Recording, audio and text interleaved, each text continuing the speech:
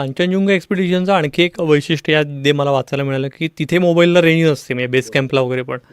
तर तेव्हा एक दिवस घरच्यांची पत्र आलेली मला वाटतं. मला तो बॉर्डरचाच सीन आठवला ते वाचताना. तर ते काय होतं सगळं नेमकं सांगतोस मला? बरोबर आहे. बऱ्याच मोहिमांना तुम्हाला नेटवर्क मिळत नाही. पण होतं की आम्ही जनरली सॅटेलाईट फोन वापरतो. ते 8,000 मीटर किंवा नेपाळमध्ये अलाउड आहेत, पण इंडियन हिमत ते अलाउड नाही आहेत. पण सॅटेलाईट फोनची कॉस्ट जी आहे तो प्रत्येक कॉलला तुम्हाला ₹150 पर मिनिट कॉस्ट आहे, ₹150-200. त्यामुळे तुम्ही तो कंटिन्यूस वापरणं शक्य नसतं. त्यामुळे घरच्यांची महिन्यातनं एखादा कॉल झाला तर होतं, नाही तर तोही होत नाही. तर जनरली आता झालं असं होतं की आमचा एक एव्हरेस्ट बेस कॅम्पचा सपोर्ट ट्रेक होता कांचनजंगासाठी. तर प्राजच्या ज्या एक सायंटिस्ट होत्या, सो त्या येणार होत्या, यास्मिन म्हणून. सो त्या बेस कॅम्पला येणार होत्या. सो आमच्या अग्रिमेंटचे चंदन चव्हाण जे आहेत ते म्हटले की या चालल्या, तर मग त्यांनी सगळ्या फॅमिली मेंबरला की तुम्ही पत्रकार नाही लिहित, कारण की आत्तापर्यंत कुठल्याच मोहिमेत अशी घटना झाली नव्हती. सो त्यामुळे तुमच्या सगळ्या जे आहेत, कुणाचा मुलगा असेल, कुणाचा किंवा कुणाचे नवरा असेल, त्यांना बरं वाटेल. म्हणून सगळ्यांनी, सगळ्या फॅमिलीने पत्र दिली.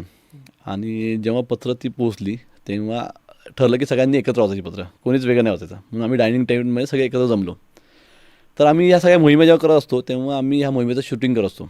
आणि आमचा असा मला विचार, भूषण मी शेजारी बसलो होतो, म्हटलं आपण जसं शूटिंग करतो, डॉक्युमेंटरी करतो, तर एक थोडंसं त्याला भावनिक स्वरूप दिलं पाहिजे. मग आमच्यात कोण कृष्णा डोकळे, सो तर आम्ही सगळे प्रेमाने बाळा म्हणतो. म्हटलं की बाळाचं आपण शूटिंग करू, बाळा 100% रडेल असं आम्हाला वाटलं. त्यामुळे त्याला वाचू द्या, आपण ते शूट करू प्रॉपर, त्यामुळे त्याला डॉक्युमेंटला एक महत्त्व होईल. आणि कृष्णाने ती चिठ्ठी काढली आणि वाचू सुरुवात केली, तो रडायला लागला. तोपर्यंत सगळ्यांच्या चिठ्ठ्या पडल्या होत्या.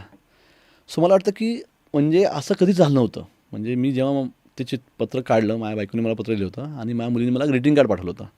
ते जेव्हा बघितलं आणि मी जेव्हा पत्र वाचायला सुरुवात केली तेव्हा मी 2च लाईन वाचू शकलो. म्हणजे माझ्या आयुष्यात असं कधीच झालं नव्हतं की मी एखादं पत्र वाचून रडेल आणि ते पत्र मी पूर्ण वाचू पण नाही शकलो. म्हणजे 2 लाईनीनंतर मी ते पत्र अक्षरशः म्हणजे कंठावर आपण जो दाटतो ना, तो जो प्रकार तो एवढा झाला की मी पत्र वाचू शकलो नाही. मग शेवटी ते भूषणनी वाचलं. म्हणजे आमच्या टीममधले पत्र वाचताना एकही मेंबर ते पत्र पूर्ण वाचू नाही शकला.